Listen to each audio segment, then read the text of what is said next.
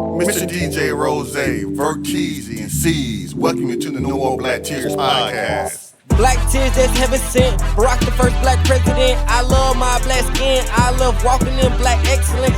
Black power, let's represent. All black, that's evident. I'm sure MLK and Malcolm X both didn't die for the hell of it. Strap your seatbelt, go and settle land. What makes you think that we would sell our land? We wouldn't sell our land. What makes you think that we would go ahead and try to sell out then? No more black tears, black on black kids. Love us as is, love with passion. Paying black bills, learning black skills, making black meals. Black is backing. Big shout out to Fred Hampton. I'm black and proud like I'm James Brown, but I ain't doing no acting. My people here from the motherland. This podcast now active.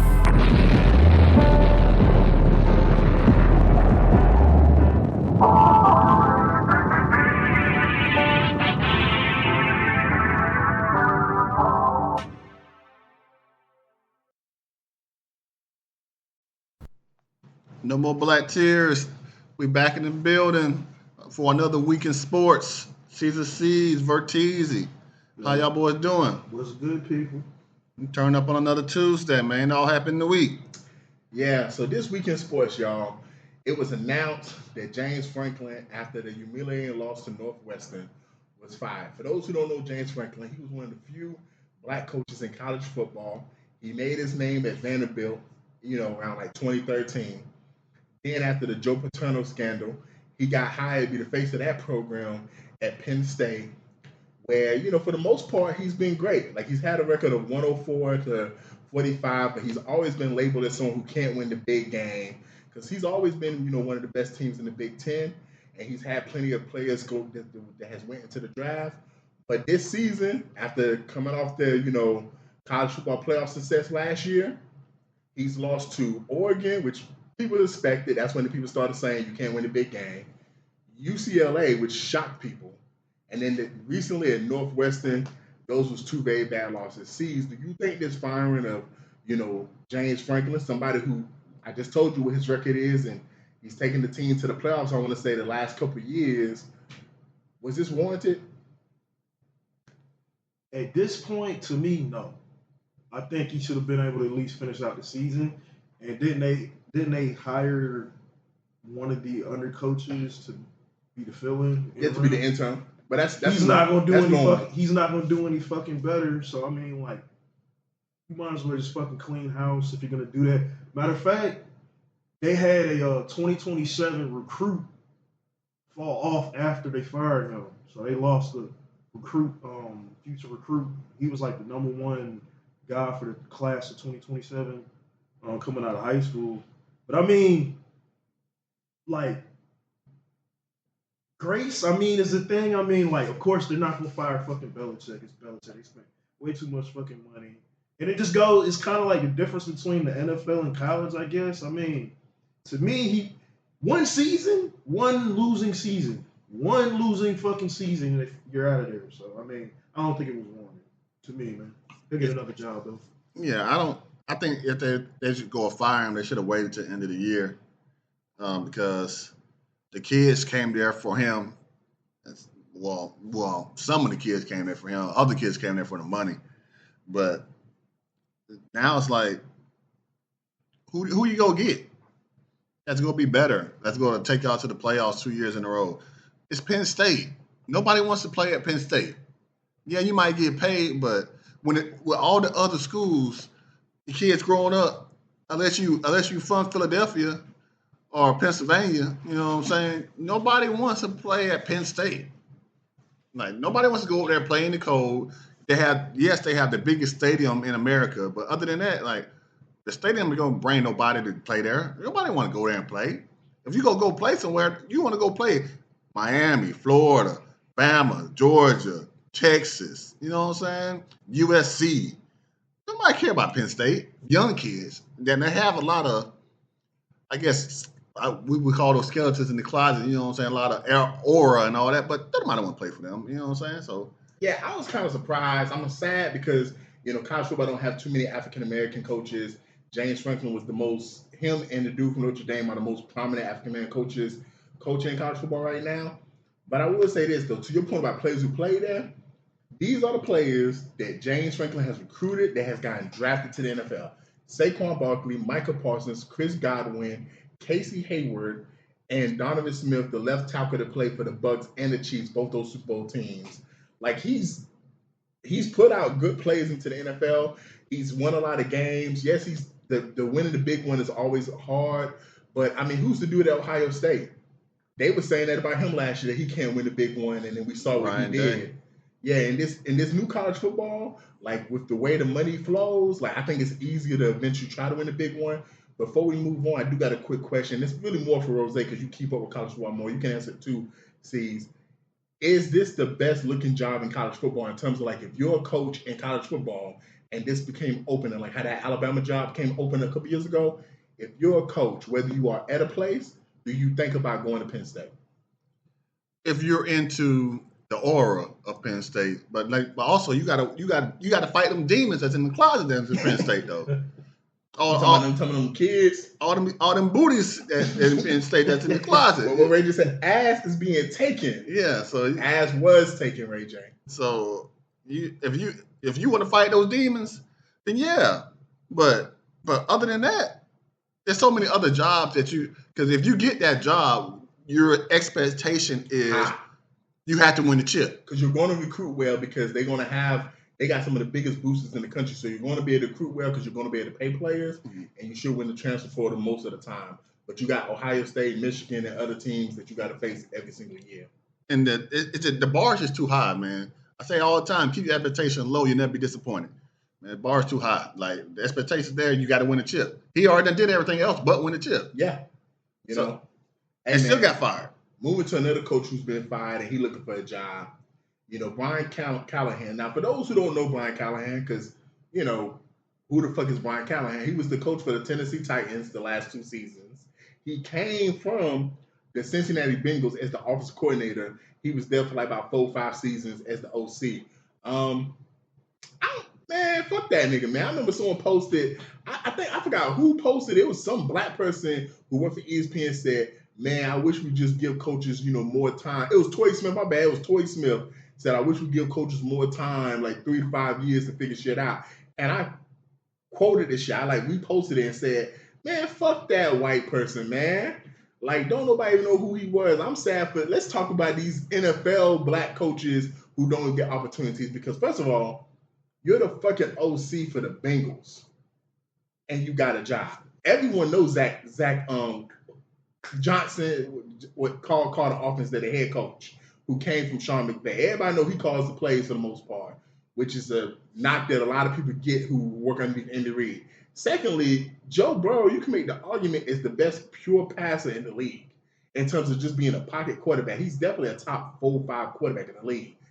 That's not hard when you got Joe Burrow, T. Higgins, Jamar Chase, and you had Joe Mixon for a couple of years. And then don't forget, like you had Joe Mixon for a couple of years. Like, that's not hard to have one of the better offenses in the league. So, nigga, the shit he was doing in Tennessee with Anthony Richardson was horrible, bruh. Like, Anthony Richardson looked horrible under that man. If you really the offensive guru, people thought my bad, not Anthony Richardson, Will Levis and Cam Ward. If you really the offensive guru that people thought you was, people thought Will Levis was like going to be a star in the league. And people definitely thought Cam Ward, the number 1 pick, was going to be a star in the league. So the fact that you can't do nothing with them niggas, like that says a lot about you. And there's a lot of talent on that team. Like you had Derrick Henry 1 year. You had Calvin Ridley for 2 seasons. There's other players on that team can play. Like, yo, you don't need to be a head coach, dog. Yeah, he's gonna be all right because his daddy was a coach. You know what I'm saying, in the NFL for years. I think he might still be a coach. Bill Callahan, you know what I'm saying? And that's probably the reason why he got the job in Tennessee. Because of his daddy. And that's probably the reason why he got the job in the Bengals. You know what I'm saying? Sound like that nigga in Dallas. Yeah. It's like, because I never heard a coach come out and say, oh, that's been in the NFL for years, oh, I don't know the rules. After you said that, that's a fireable offense. You should have got fired after that press conference when you said, oh, I ain't know the rules, that's why I ain't challenge it. Hey, man, you don't need a job in the NFL. That's what you get paid. You get paid to know the rules. Yeah, and then you go, and then you said, oh, then you go hand the play calling over to somebody else so you can focus more on on being the head coach. Like you already had it. This is not your first rodeo. You had a year last year to get all that together. And you get the number one pick, a gift from the gods, and now you can't find your stomach from the foot. I don't know, man. He don't deserve a job. Not a head coach's job in the NFL. He sure don't. You don't go back to being somebody's fucking. He don't deserve to be that either. He's gonna be an OC again, man. He don't deserve to be that. He got connections. He fucking sucks. They had tools. It's 2 seasons, man. 2 seasons, and they progressively got fucking worse. And you can't say he didn't have talent. I mean, he had everything in the world to be at the position you're at. This bad, you deserve. The team's sorry now. They sorry. The team's sorry, but the division itself is sorry too, though. Right? Yeah, ain't like you was going to get some head busters, man. And another thing is like decent. He's the fourth, like the last 4 number 1 overall quarterback picks. In their first season, all their coaches got fired. Yeah, for the last 4. It's hard for these coaches to be productive when you put them in a situation with sorry coaching and bad players on the team, man. Yeah. Cam Ward was a great college quarterback. Hopefully he gets it together in NFL. Let's move on back to the college ranks and talk about some quarterbacks that are doing their thing. So last week in college football, we had Indiana beat Oregon, which shocked a lot of people because Indiana came into the scene last year into the playoffs, and they had that embarrassing loss to Notre Dame where their offense was just putrid. But against Oregon, a team that has really been one of the powerhouses in college football the last 4 years, someone that's always like a team that's always consistently good, this was a big win for Indiana. And last year when Indiana almost didn't make the playoffs, I remember the committee talking, one of the things that was kind of like making them not want to put Indiana there is the fact they didn't have no big wins. And, we saw with Ole Miss and we see with Indiana, some of these teams are actually to this season getting those big wins so that when they finally have the little committee and they have to talk about the 12 teams, they can be firmly confident that they're going to make it and not be a bubble team. Indiana, long as they only have 1 loss this season, I feel like this win against Oregon is going to guarantee them a spot in that tournament. And then next, USC. Their quarterback has looked pretty decent this season, but they had a good win against Michigan. Michigan ain't what they was 2 years ago, but they're definitely better than what they was last year. Michigan came into the game ranked 15th, and USC actually, went to work, and the quarterback had like over 200 yards, I want to say, 2 touchdowns. He played a pretty clean game for the most part. This is what we want to see from Lincoln Riley and that offense. And that was an impressive win. We'll see what USC does the rest of the way because I forgot how many. I think they got 1 loss on their record. So we'll see what they do the rest of the season and if they can move the ranks. Man, Red River rivalry, man. This is Texas' one game, man. They won the rivalry, but obviously I don't know what happened to break down Oklahoma. Still ranked number 6. I think they're gonna make a good bounce back. Ole Miss, Washington. If it would have been a game of upset, Washington State is really one of them underliers. They actually have a pretty good record, a solid team. That would have been the one that definitely would look out for, man. And then I don't know. I thought Illinois would have fared better, but I mean it's number 1 Ohio State. They obviously keep doing their thing. The train keeps going. Arizona was a kind of exciting one with BYU. A lot of people are raving about BYU. And I want to say it was Arizona State was the favorite to beat Utah, but Utah demolished them. And the same thing with North Texas, South Florida. Definitely bowl game, headed to a bowl game, man. Yeah, so I know it's probably happened before, but coming into this week, I'm not sure. I don't know. I know it's probably happened before, but the last time Georgia and Georgia Tech probably gonna be both ranked in the top 10 because Georgia Tech was number 13 on last week. They got to move into the top 10 now. You know what I'm saying? I think they should. And Georgia's number 10, so I think it should probably be Georgia at 9, Georgia Tech at 10. I don't know when the last time that happened, but been a while. But shout out to the King, man. Shout out to the King. And And the Texas Oklahoma game was really good. I watched it. It was really good. Alabama and Missouri, they came down to like the end, and Alabama pulled it off. Missouri, I thought they was probably going to pull it off, but they didn't. LSU and South Carolina, boy, they might not win another game. And I feel sorry for the only person I feel sorry for is Sellers because like I think this probably gonna hurt his draft stock. You know, people were saying he was probably the quarterback everybody wanted, but I don't think so anymore. He's starting to look more like Anthony Richardson every week. So it's like, yeah, you got the tools, but You don't know how to use them. you don't know how to use them. So and I hate to see that happen because he seems like a good kid. He seems like a good kid. So Yeah, he's definitely going to have to stay another year if he want to improve his draft stock, man. As far as this week go, man, we got some really good games, man. Picking back with USC, man, they're ranked number 20. They're facing Notre Dame, ranked number 13. USC only got one loss. Like I said, man, their quarterback's been looking good. Like, this is going to be a game that's going to be really important for both teams because Notre Dame already has two ugly losses early this year. Well, not two ugly losses, but one loss being to Miami, and then that other loss, they can't sustain a third loss.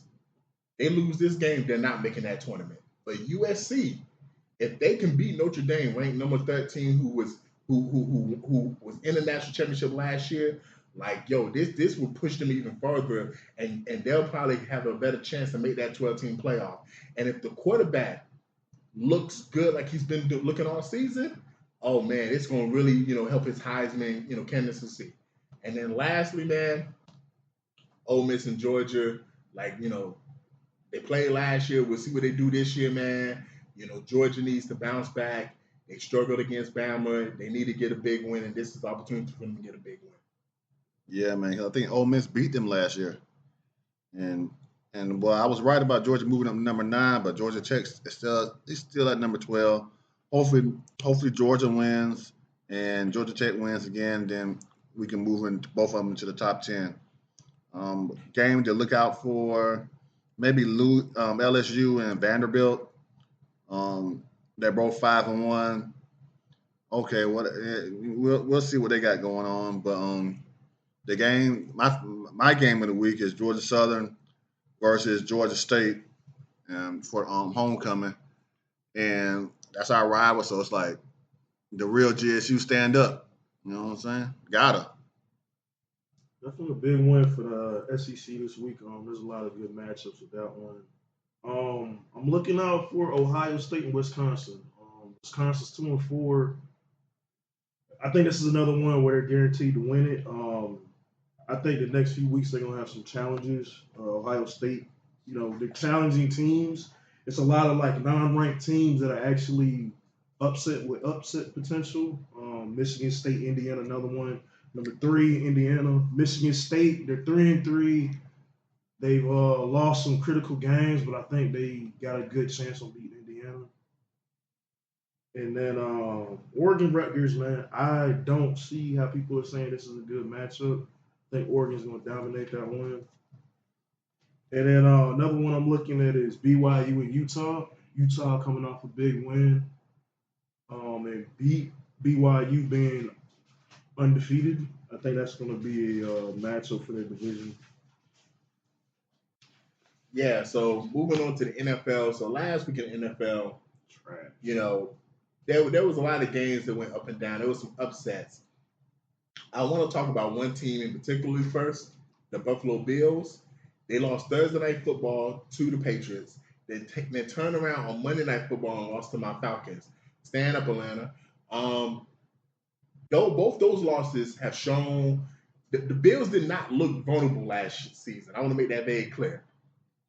They really looked like there was no formula to beat them. The Patriots and Falcons kind of showed that they can't stop the run.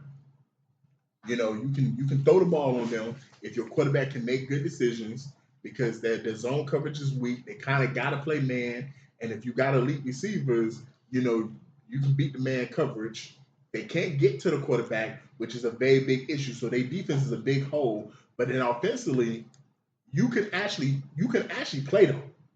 Like if you can play consistently and make them drive the length of the field, they don't have a consistent weapon on offense in terms of receiving threat that can consistently beat you, man. And that's what both them teams showed. Bijan, he showed Monday night to the whole world. He's probably, in fact, he is the best running back in the league because what he's doing this season is special. Like, to be honest, if the Falcons had a better record, we would be talking about him for being MVP. He's probably going to have to settle for Offensive Player of the Year because he's having that kind of season running and receiving the ball. And then the other game, man, bro, the Panthers and Cowboys, Bryce Young stand up, bro. Like, man, people tried to write you off last season, bro, and you didn't write back, bro. You came back halfway through the season, started for the Panthers, won some games, looked good. And this season, you done won a couple games, and you done look good doing. You threw 3 touchdowns against the Cowboys, which their defense is garbage, but still, you still look good. Like, you're looking better than that other Bama boy in Miami. Like, you ain't looking garbage like him. He look like doo-doo water right now. You looking like somebody that with the right tools in place, with the right receivers and the right system, that you can be a serviceable NFL quarterback, man. So I'm very happy for you. And this is just your comeback season, bro. Like, hey, just keep doing what you're doing. Get comeback player of the year because you're not going to make the playoffs. But Dak, you have been looking amazing so far. Like, just throwing the ball, like Dak is playing elite. Yeah, so I got to hop on that Bijan bandwagon. I'm not really a bandwagon because that's my team. But the last person to have 400 rushing yards and over 350 receiving yards within the first 6 weeks actually won MVP. Y'all know who that was? Was it Marshall Faulk? No, Thurman Thomas. God damn. That's a long time ago. Very long time ago. A long time ago. But he actually won the MVP, and they went to the Super Bowl. Of course, they didn't win it. You think he got a chance to join that 1,000 club? I think so, because we only 6 games in, and they already had their bye. Because there's only 3 running backs in it. It's Marshall Faulk, David Johnson, it was played for the Arizona. I think. And I want to say that running back Curtis, for the 49ers back in the day. I thought it was Curtis Martin. I don't know, not Curtis Martin. Was it Ricky Ward? Nah, it was the other running back for the 49ers, but it's only 3 or 4 of them. So McCaffrey ain't did that yet? Nah, McCaffrey, I don't think he did 1,000. Oh wow, but yeah, I think he got a chance to because the way Michael Penis, he only know there's only 2 people on the team. He told him and he told it to London, and if they keep catching it and we keep doing like this, it'll work. But I don't think it's gonna work every time because they can double. Because I don't know, Buffalo Bills, their defense sucks. And the Pat showed it, and we showed it because we ran through them boys. So, and now we just got to keep it up. Atlanta, keep it up. Also, man, shout out to Baker Mayfield, man, because our quarterback from Tampa. I said that last week. Our quarterback from Tampa, man, Baker Mayfield must be really from Tampa because, whew, that boy. I watched that game against the 49ers. And that boy was pulling, man, he looked like Lamar Jackson out there running the ball. And then he looked like Aaron Rodgers throwing the ball. And when Aaron Rodgers went back-to-back MVPs, it's like he's out. I don't know. That boy's playing out of his mind. He's playing out of his mind. I need everybody to apologize to Skip Bayless because he's been telling y'all for the last 6 years that he's the best quarterback in the league.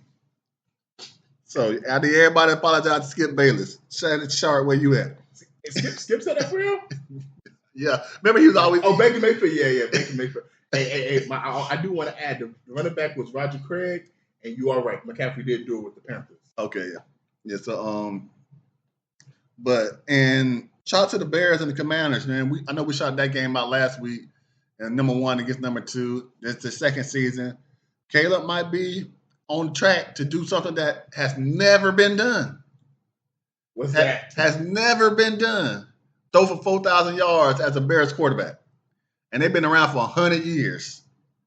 And no quarterback has ever thrown for 4,000 yards. That's got to be crazy stat. Hey, I'm not going to lie, man.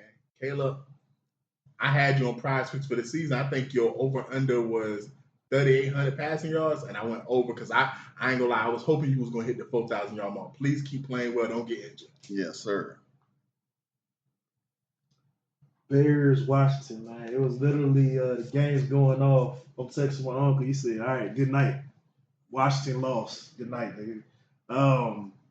Bruh, interception, J.D. Daniels, you're playing well, brother. Do not get discouraged, man. Close game, man. I mean, I don't think Washington's doing anything wrong. That was the rest of this. It's to me this season, like the predictions, not trash, but a lot of people were wrong. I was wrong. A lot of people were wrong. Steelers, keep doing what you're doing, man. Keep winning these games. Yeah, that's the beautiful thing about the NFL, man. You can make predictions all day long, but you got to get on the field, man. Yeah, I got one thing about Jaden. I don't think he played well. Because last time I checked, having 1 interception and 2 fumbles ain't playing well, especially when you lose. Yeah, you got to cut down on them turnovers, man. Like, he did have 3 touchdowns, but yeah, to your point, Rose, 3 touchdowns, 3 turnovers. You gotta make that more balanced, man. So far as this week, though, coming down, man, it's 2 games that I'm looking at, and they both go hand in hand with each other. Bucks and Lions, Falcons, 49ers, and they both go hand in hand because Lions, we need you, dog. You just got embarrassed by the Chiefs. I don't give a fuck about that. Bro, beat the Bucks, man. We need y'all to beat the Bucks, bro. We need y'all to bring them down so we can try to have a chance to win the division. But this is also going to be a good game for the conference, bro, because both of the Lions and Bucks are both going to be battling for that number 1 seed in the conference. Whoever wins this game, if the Bucks win this game, is going to get the Lions 3 losses as well as the head-to-head. So that pretty much means that the only team in the NFC North they got to worry about will be the Packers, because you can't come back from, you got 2 losses. You got 2 more losses than me. Plus I have the head-to-head. That's really like 3 losses, to be honest. So that can really help the Bucks out. And then for the Lions, boom, you'll be tied with the Bucks in losses. But even though y'all have the same record, you'll have the head-to-head. So that's going to be very important. And then with the Falcons, man, we're facing the 49ers. The 49ers have been solid, but they're banged up. Like, you cannot play down to your opponent. You got to come up and you got to be like, yo, how we played against the Vikings, how we played against the Bucks week 1, except for defensively, offensively, and how we played against the Bills, we got to play like that against the 49ers. But the 49ers are going to come in there. They're going to play well. They're going to do what they're supposed to do. And you need to win this to stay in the division hunt. But more importantly, when you look at the landscape of the NFC, y'all, it's just a lot of teams that's going to make the playoffs from other divisions. Like the NFC North, man, I can make the argument they might have 3 teams from that division, man. The Lions, the Bears, and the Packers all could potentially make the playoffs because we see how well the Bears are playing of late. The NFC West, man, you got the Seahawks, you got the 49ers, and you got the Rams. Like, it's going to be hard to hold all them teams out. And then we got the Eagles. They're probably going to win the division. But then, we still expect Jaden Daniels and the Commanders to do something. There's going to be some teams that's going to miss this playoffs that we're going to be like, damn, they actually ain't that bad. Falcons, don't be one of those teams. You got to win these games, man. Got to win these games so that you're not fighting at the end of the season in a win-or-go-home situation. I think the game of the weekend, not necessarily, but it's going to eventually be the game of the weekend. Commanders and Cowboys. I think that's the game. I think that's going to be the game of the week. Commanders and Cowboys. Commanders coming off a loss, and Cowboys coming off a bad loss. They're both got 3 losses on their record, and Philly got two losses on their record. So what's going to happen? Like, I believe, you know what I'm saying? Like, this is their chance. Like, because remember I kept telling at the beginning of the season, the NFC East is one of the best divisions in football. In my eyes, and then look at the Giants, the way the Giants are coming up, and that boy Jackson Dart throwing dogs off the yacht, man, and dropping them in buckets without neighbors. You know what I'm saying? So I don't know, man. We gonna see. We gonna see. I think that's gonna be a game to watch. Eagles, Vikings. Eagles, y'all got to show up. Vikings still out without their quarterback. Y'all got to show up, but for some reason, I think Vertiz boy and everybody else boy, Lil Moss, is gonna show out. Cause, hey man, what y'all gonna do? Somebody Brown? No, I'm talking about for the Vikings. I'm talking about Jefferson. Oh, Jefferson? Yeah, I think. Oh yeah, now he in his groove now, man. Jefferson's gonna have a good game. They can't stop him. He's gonna show out. And then the last game I got, which is the two first place opponents, the Colts and the Chargers. Timeout. Did you think before the season started we would say circle that Colts Chargers game week 6? Nah, man. Oh, and be on MVP watch for Daniel Jones. Yeah. Indianapolis Jones. Indiana Jones. Oh, man. Shout out to Daniel Jones. Yeah, man. Shout out to him. And shout out to JT, man. Yeah. And we ain't talking about Justin Timberlake. He's another skill position player that is making a serious argument for MVP, but definitely offensive player of the year. Yeah, so yeah. Rivalry games, Thursday night football, man. Come on, man. The Steelers all day. They're going to win that one. I ain't worried about it. Who they play? Bengals. Okay, cool. I ain't worried about that shit. Injuries. Yeah, we can move on. We will fuck on. Philly, man. Philly and Minnesota, man, coming off a bye week. Minnesota coming off a bye week. I think this, like you said, the boys going to go off. How many times can you push, man? Your shit starting to crack. How many times can you push? This shit ain't gonna work. As many times as you got her. This shit ain't gonna work no more, man. As many times as you got her. This shit ain't gonna work anymore. This shit's over. Like, yeah, this shit's cracking. I think that's definitely one of the better games, man. But Denver, I like to see what the Giants are doing. So I wonder how they're gonna fare against Denver, man. That's gonna be a decent game. And then Washington Dallas is probably. That's a classic game. You know, I think it's gonna be a good one. Rivalry that's been going on for more than 40 years, man. So before we end off Weekend Sports, man, time for the last segment. You know, NBA season starts next Tuesday. So, what are some things that you are looking forward to this NBA season?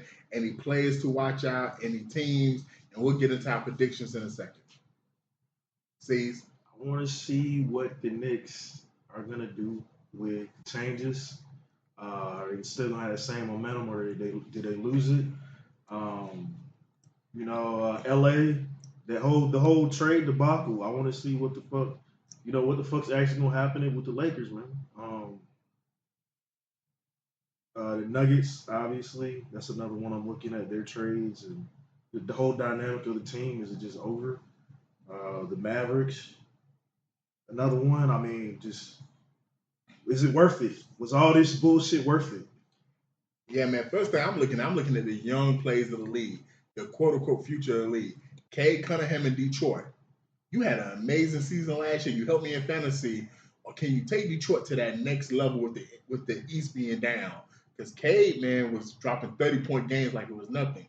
But also on the flip side, Pablo Banchero, like you looked amazing last season. We're looking at two young players that could be the face of the East for the next 10 years if they can take their game to that next level. You know, they could use a little more pizzazz.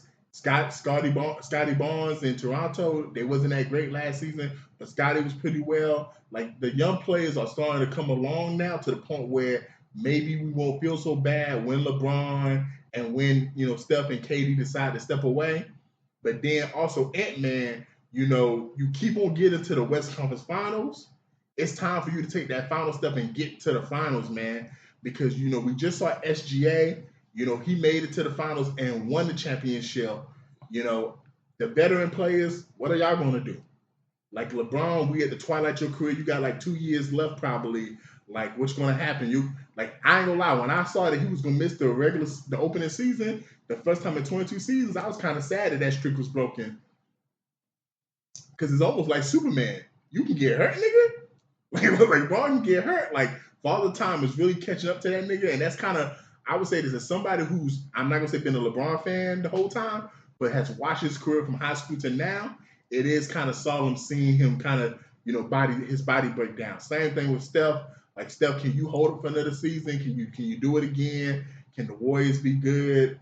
You know, and then lastly, KD, man, that trade to Houston rocked the world. But you know what's so crazy, man? Had this trade happened 5-7 years ago, we would be talking about Houston not being title contenders, being title favorites. No one is going all the way out of the limb saying, Houston, I guarantee they're going to win. And had this happened 5-7 years ago when KD was at the peak of his powers, that you would have been hearing that kind of talk. This kind of lets you know, KD, you're not moving the needle like you did back in the day. You're a good piece to the puzzle, but you are no longer the box the puzzle comes in. I don't think he ever was the box the puzzle come in because the last time I checked, his 2 championships came when he was a puzzle piece.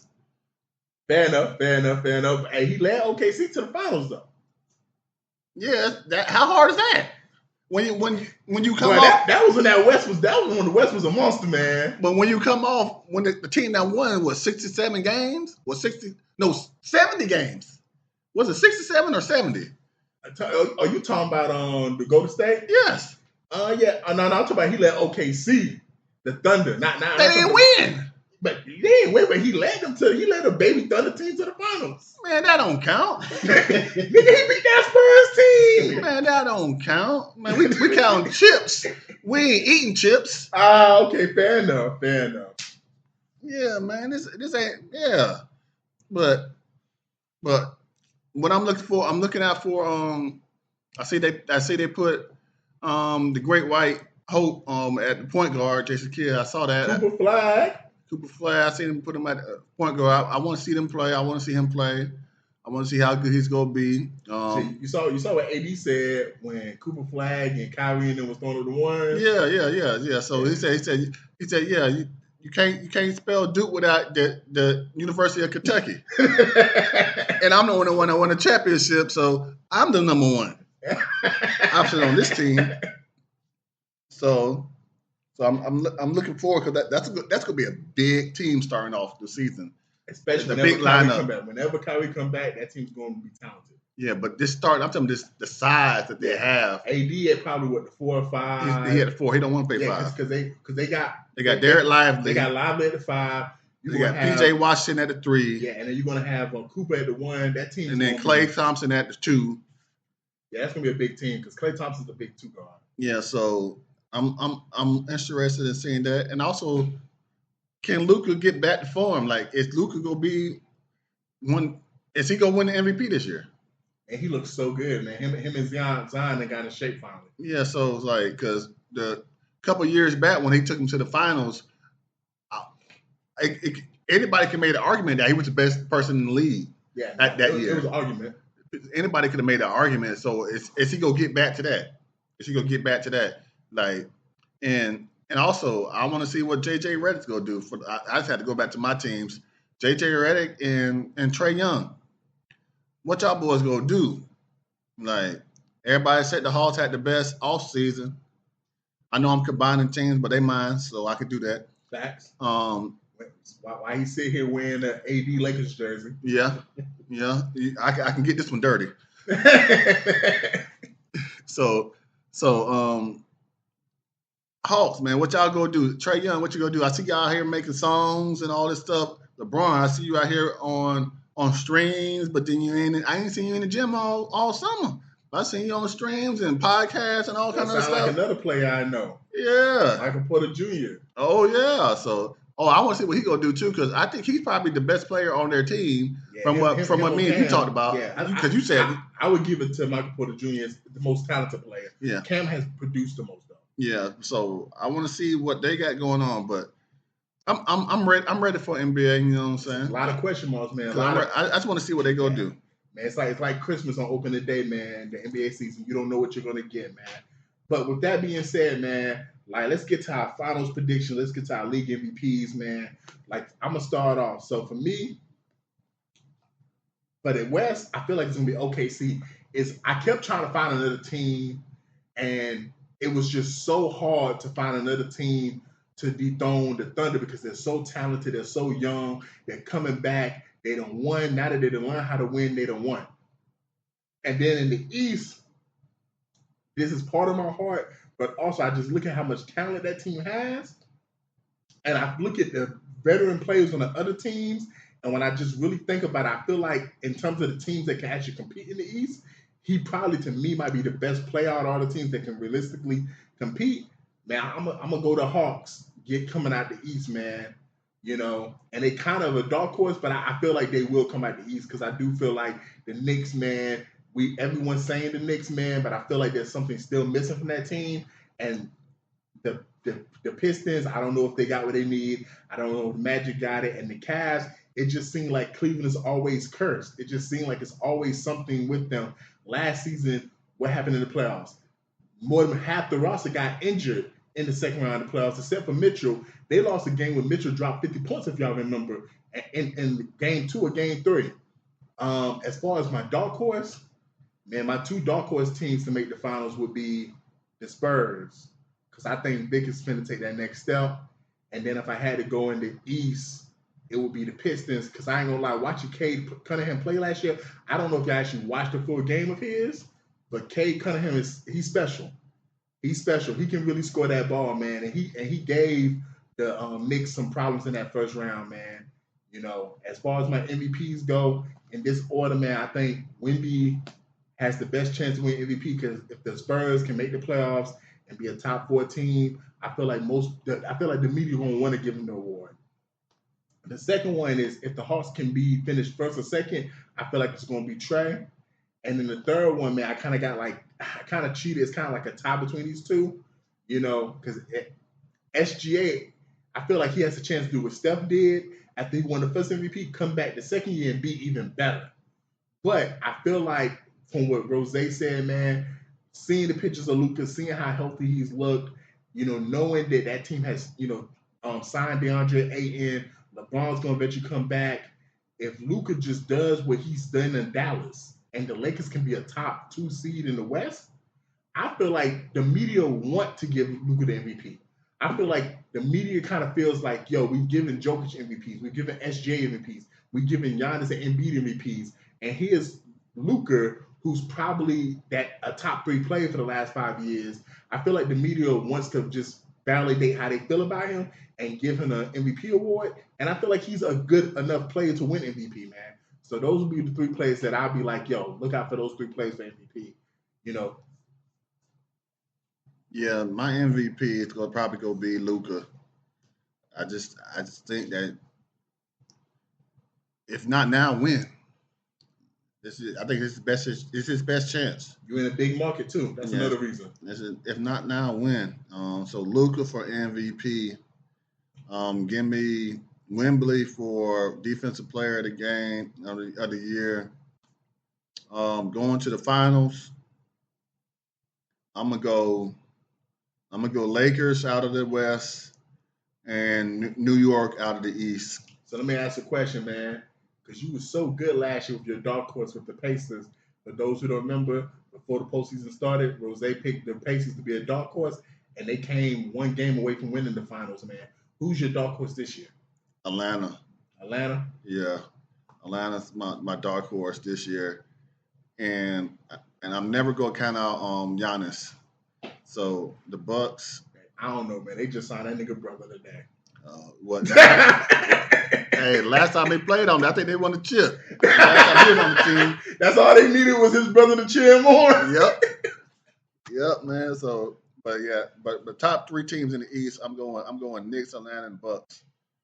I ain't mad at that. But you think them other teams too young, like the Pistons and Magic, or they just don't have enough talent? I just think they don't want to play.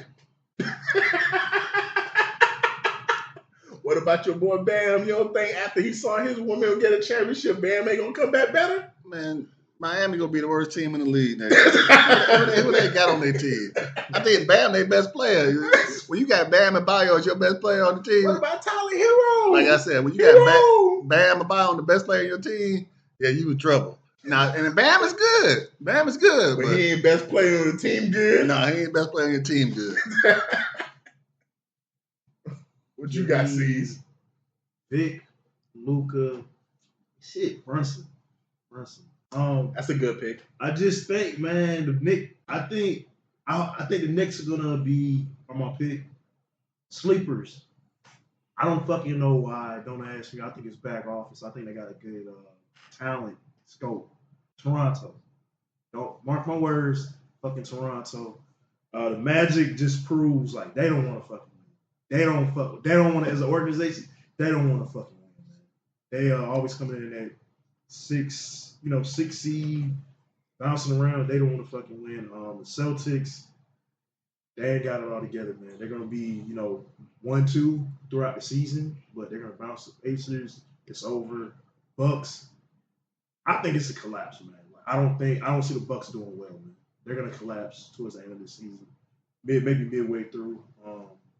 They're probably gonna be plagued by injuries again. That's gonna be another one. West Coast, man. I agree with Vertizi, man. They looking good.